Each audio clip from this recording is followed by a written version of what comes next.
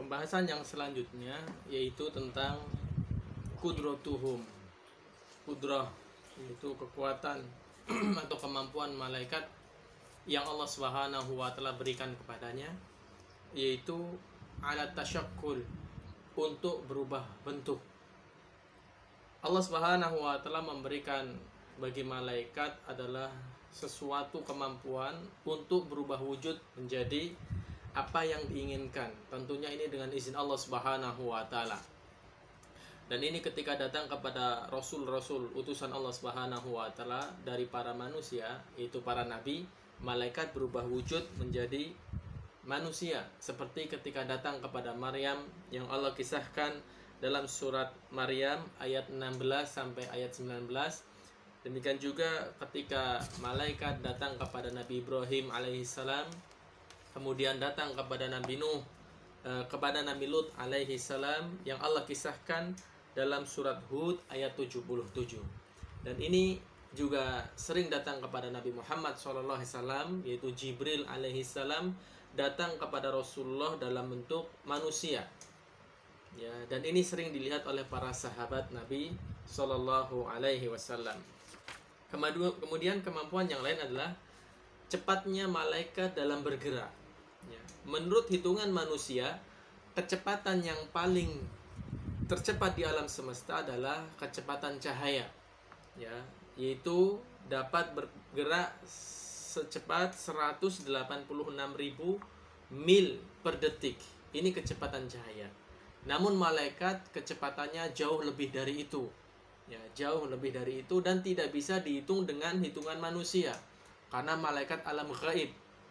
Bahkan malaikat Jibril alaihissalam dari langit dunia, dari dunia bisa nyampe ke langit yang ketujuh, kemudian turun kembali menyampaikan wahyu dari Allah Subhanahu wa taala. Tentu ini kecepatan yang di luar batas akal manusia, sehingga kita cukup mengimaninya.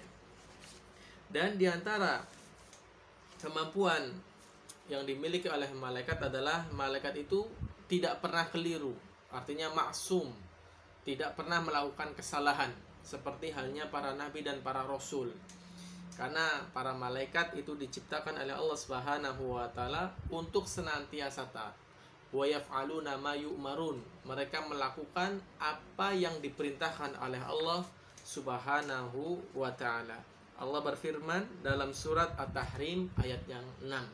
Surat At-Tahrim ayat yang ke-6. Poin yang selanjutnya adalah ibadahnya para malaikat. Ya, malaikat diciptakan oleh Allah untuk senantiasa taat.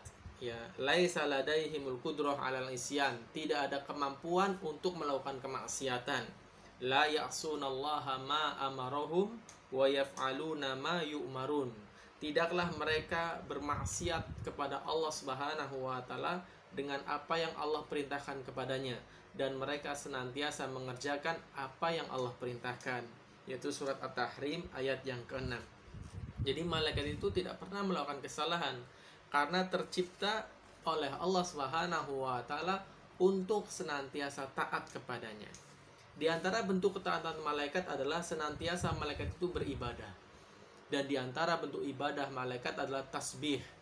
Ya, yusabbihuna wal malaikatu yusabbihuna bihamdi rabbihim.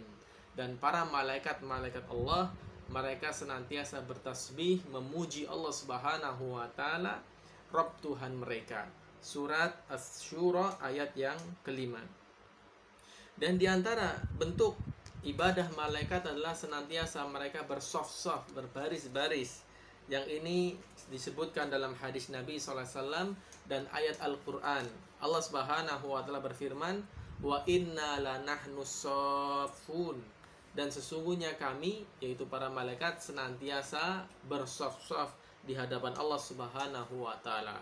Yaitu dalam surat As-Saffat ayat 65. Kemudian di antara ibadah malaikat yang lain adalah berhaji. Sebagaimana manusia berhaji ke Baitullah, malaikat juga mengerjakan haji, yaitu di Baitul Ma'mur. Baitul Ma'mur disebutkan oleh Imam Ibnu Katsir dalam tafsirnya bahwasannya Baitul Ma'mur itu bagaikan Ka'bah di langit. Ya, bagaikan Ka'bah di atas langit. Disebutkan oleh Ibnu Katsir, anna Baitul Ma'mur bihyalil Ka'bah.